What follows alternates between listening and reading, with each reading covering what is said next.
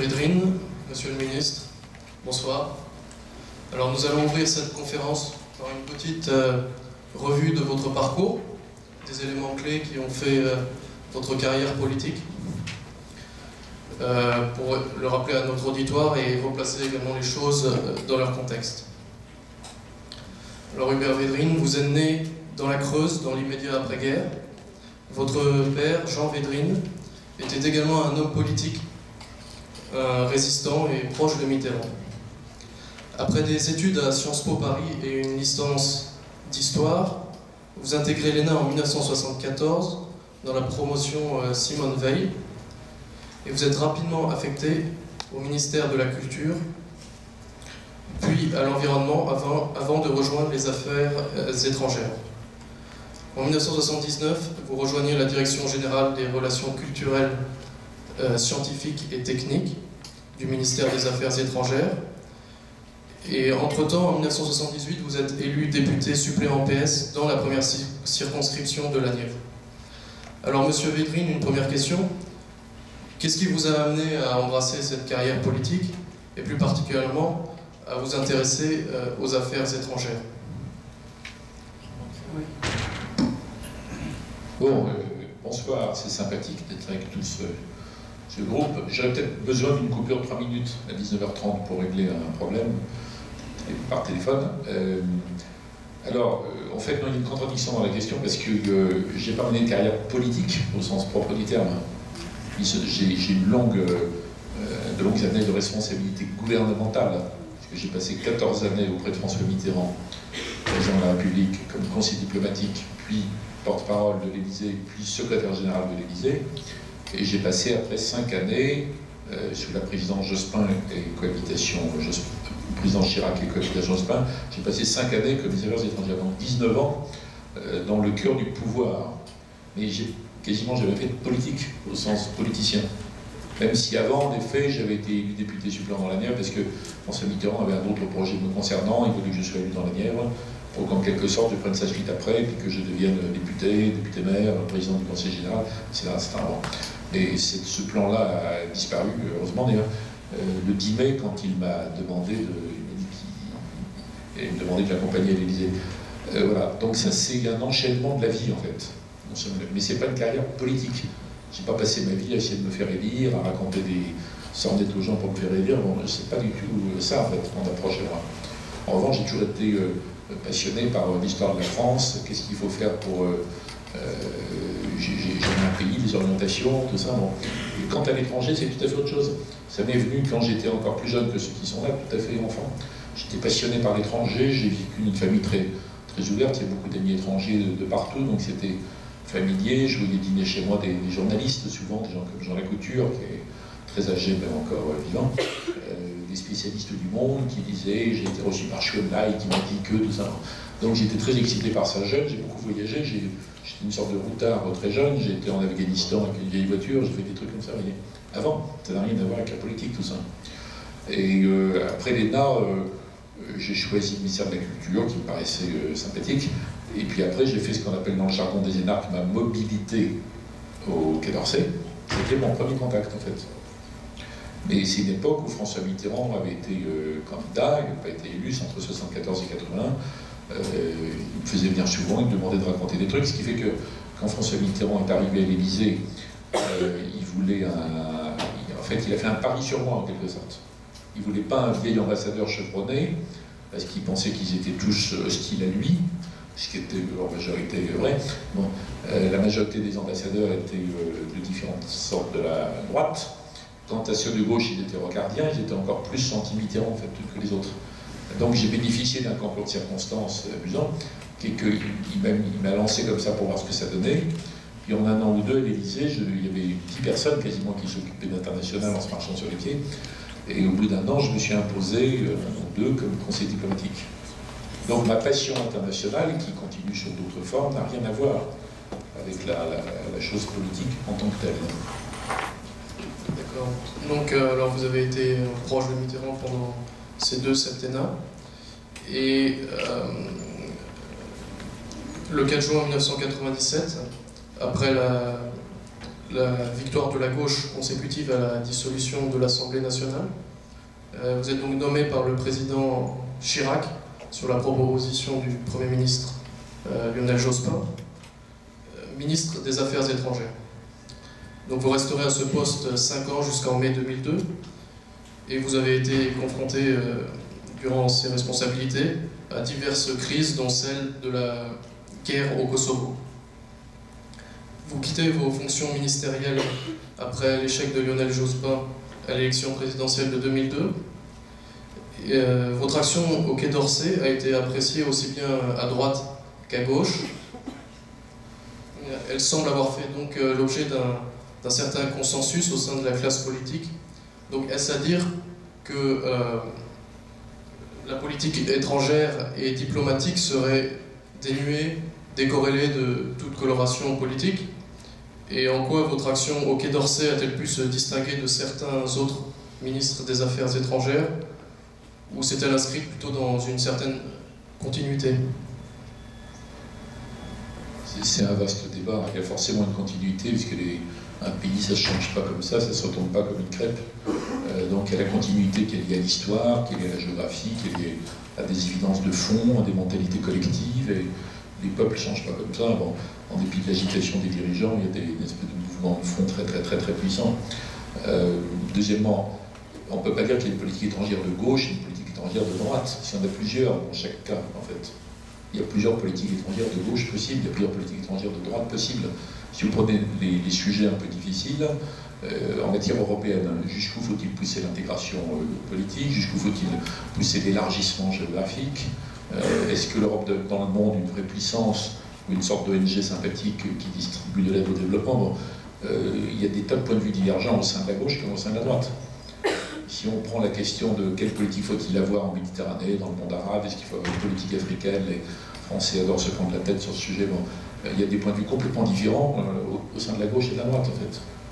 Donc on ne peut pas dire qu'il y a une politique de gauche estampillée, une politique de droite estampillée entre Chirac et Sarkozy. Il y a eu vraiment des têtes à queue sur plein de sujets. Plein de sujets. Et dans l'histoire de la gauche aussi.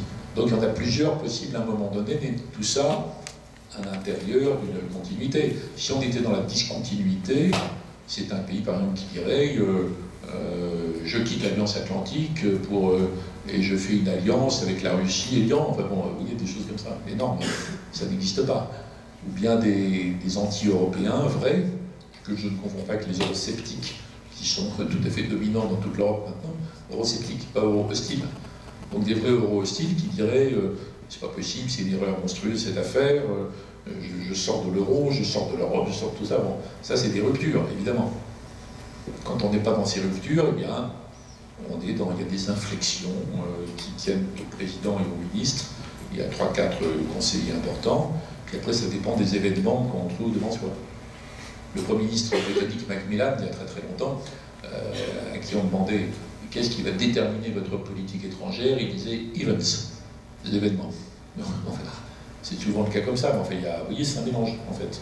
Bon, moi, la particularité que je dois souligner, ça vaut également pour Alain Juppé, c'est que nous avons, et c'est peut-être pour ça d'ailleurs qu'on a laissé un souvenir particulier tous les trucs au Quai d'Orsay, nous avons été ministres en cohabitation. Alain Juppé était dans la cohabitation Mitterrand-Balladur, et moi je l'ai été dans la cohabitation Chirac-Jospin. Or, autant la cohabitation qui découle du fait que les Français peuvent voter différemment en 2 scrutins, puis c'est tout, c'est une situation biscornue, évidemment pas logique et pas commode pour le pays, mais en politique étrangère, en matière de défense, en fait ça amène les deux parties à faire un effort particulier de convergence. En se disant que dans ces domaines, on ne peut quand même pas dire n'importe quoi, contrairement au reste, donc il faut absolument qu'on fasse un effort particulier de convergence, avec une sorte de rationalisation obligée dans ces cas-là. Donc Juppé, première fois, pas Juppé deuxième fois, encore que quand il est revenu avec Sarkozy, c'était une sorte de cohabitation aussi, mais donc la vraie cohabitation diffère un peu des autres époques. Alors, depuis lors, vous avez eu des occupations assez diverses.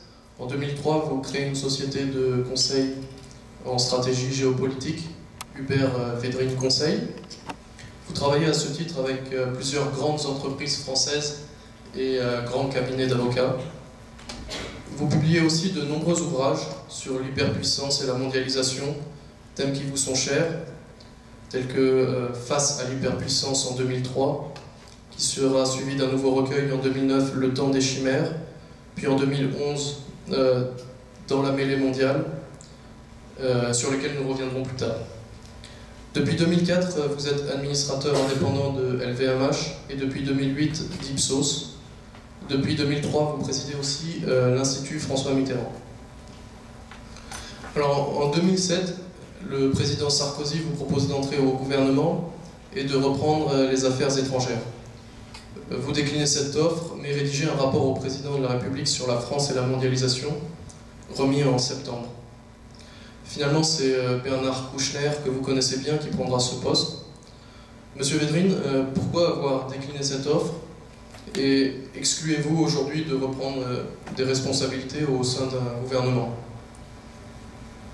Je n'exclus rien, simplement ça ne m'obsède pas, je n'ai pas de stratégie pour ça. Si je continue à m'exprimer assez souvent sur les questions internationales, c'est parce qu'elles me passionnent en tant que telles, pas par rapport à tel ou tel poste. Mais encore une fois, j'ai été, moi, au cœur du vrai pouvoir presque 20 ans. C'est assez rare dans les démocraties modernes, mais ça change souvent. Et ça s'est bien passé, en quelque sorte. Enfin, pour moi, ça s'est bien passé. Et donc le bilan, j'ai une amertume. Donc je ne ressemble absolument pas aux politiciens qui ont été obligés de faire des choses incroyables pour être entrés finalement dans un gouvernement, où souvent ils ont payé exactement le poste qu'ils voulaient. Dès qu'ils l'ont eu, il y a d'autres ministres qui essayaient de leur piquer des morceaux d'attribution. Ils étaient humiliés constamment par tel ou tel petit conseiller du président ou du Premier ministre, parce que c'est une vie quand même ingrate, en fait, d'être ministre. Vous êtes mal considéré, mal payé, soupçonné, une défiance. Vous voyez, ça c'est la France d'aujourd'hui, qui est une société de défiance. Non. Et puis souvent, ça se termine trop tôt, bien vous partez dans des conditions terribles, vous êtes obligé de démissionner et vous êtes scandalisé par blablabla. Bon, c'est pas du tout mon cas, moi. Donc je n'ai aucune frustration. J'ai aucune revanche à prendre, ça se présente pas comme ça. Donc, j'aime bien la vie que je me suis construite après la fin du Quai d'Orsay, donc en 2002. J'ai hésité à me lancer moi-même dans la compétition politique, j'ai écarté cette hypothèse pour autant de 6 raisons. J'ai pas envie de rester simplement au Conseil d'État, donc j'ai bâti ça. Ça ressemble à ce qu'on fait souvent des anciens secrétaires d'État aux États-Unis. Donc j'ai un mélange de conseils parce que le sujet m'amuse, ça m'intéresse énormément qu'une entreprise française me dise qu'est-ce que vous pensez de la succession en Chine, qu'est-ce que ça change pour la situation, est-ce que ça va nous compliquer la vie ou la rendre plus facile, est-ce qu'ils vont devenir vraiment protectionnistes, est-ce que les Russes vont réussir un jour à fabriquer une économie moderne à partir de simplement, et pas uniquement vendre du gaz et du pétrole, bon, comment vont tourner les révolutions arabes, vous voyez, c'est des sujets excitants. Donc ça m'intéresse énormément, je continue à travailler là-dessus. J'ai pas envie spécialement de me retrouver dans une galère gouvernementale comme ça, mais je ne l'écarte pas non plus, j'en sais rien. Il peut y avoir des circonstances dans lesquelles je serais en quelque sorte obligé ou ce serait utile. Sarkozy, c'est différent parce que ça n'a pas de sens, sauf si c'est la guerre mondiale et qu'on fait l'union nationale, ça n'a pas de sens de passer de la droite à la gauche ou de la gauche à la droite, même si j'ai horreur des pensées sectaires ou partisanes, mais ça n'a pas de sens, les gens ne comprennent pas pourquoi on fait ça. C'est ce que j'avais dit à Sarkozy, qui avait quand même insisté pendant 4 jours d'affilée. Je l'avais connu dans la deuxième cohabitation, quand je gérais les relations avec l'Élysée, avec Matignon de Balladur. Donc j'allais souvent à Matignon, je parlais de leur Balladur. Il y avait toujours auprès de lui Nicolas Sarkozy et Nicolas Bazir. Donc je le connaissais assez bien. Je savais que je serais en désaccord sur le fond. D'ailleurs, j'étais en désaccord sur le fond d'à peu près tout ce qu'il a fait, en tout cas au début. Après, il avait rejoint, disons, le mainstream de la Ve République, vers la fin. Et puis, je savais qu'en termes de fonctionnement, ça ne marchait pas, pour 36 raisons. Voilà, donc j'avais trouvé des arguments pour... En même temps, c'est embêtant de se brouiller avec un président de la République. Donc j'avais dit, je ne peux pas rentrer, c'est pas possible, mais à l'américaine, moi, je veux bien faire des rapports sur des sujets si c'est utile, si ça préserve la liberté. Aux États-Unis, c'est très fréquent qu'un président demande des avis à des personnalités politiques de son parti ou d'un autre parti, d'ailleurs. C'est comme ça que j'ai fait c'est pour ça que j'ai fait le rapport sur la mondialisation. Je n'ai pas besoin urgent de faire un rapport sur la mondialisation, mais c'était un peu la conséquence du refus courtois, disons. D'ailleurs, depuis, avec François Hollande, j'ai fait un rapport à une commission. Donc ça dépend des circonstances, mais je pense que je peux être utile aussi j'espère en tout cas, en développant des analyses, en répandant des idées, en contribuant à une meilleure compréhension des enjeux internationaux, en essayant de... Je pense qu'on est un pays chimérique en fait, en tout cas la France. La France est chimérique. C'est un pays qui se fait des idées sans arrêt extraordinaires sur lui, qui est après horriblement humilié parce que les choses ne sont pas comme lui croyait. Bon. Donc j'essaie de contribuer à une approche plus réaliste, dans le bon sens du terme, plus rationnelle, plus ceci, plus cela. C'est intéressant de le faire comme ça. Si j'étais en fonction, je ne pourrais pas vous parler comme ça, vous voyez. D'abord, j'aurais pas eu le temps de venir. J'aurais été appelé par une urgence, parce qu'il fallait rappeler d'urgence, je ne sais quel midi, je ne sais où. Et deuxièmement, je n'aurais pas cette liberté, je n'aurais pas cette ironie sympathique que j'ai sur le monde du pouvoir, qui est indispensable, mais sur lequel je suis très très lucide. Donc c'est quand même un charme énorme d'être dans une situation de liberté. Il faut avoir fait ce que j'ai fait avant pour être libre après, bien sûr. Donc, bon, j'en sais rien, peut-être que je serai obligé de revenir un jour, mais c'est pas, encore une fois, c'est pas mon but premier.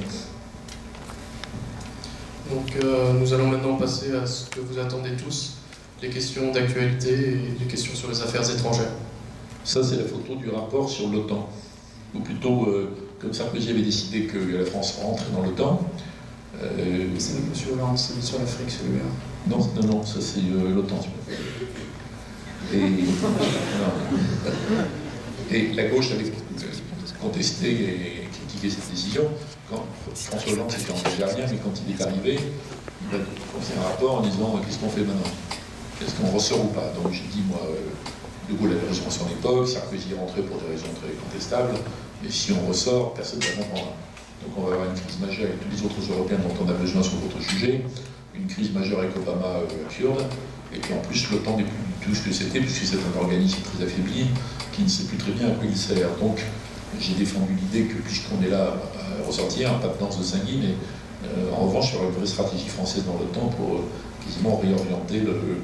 Bon, et donc j'ai été entendu à moitié pour le moment, pour la première partie, moins pour la seconde.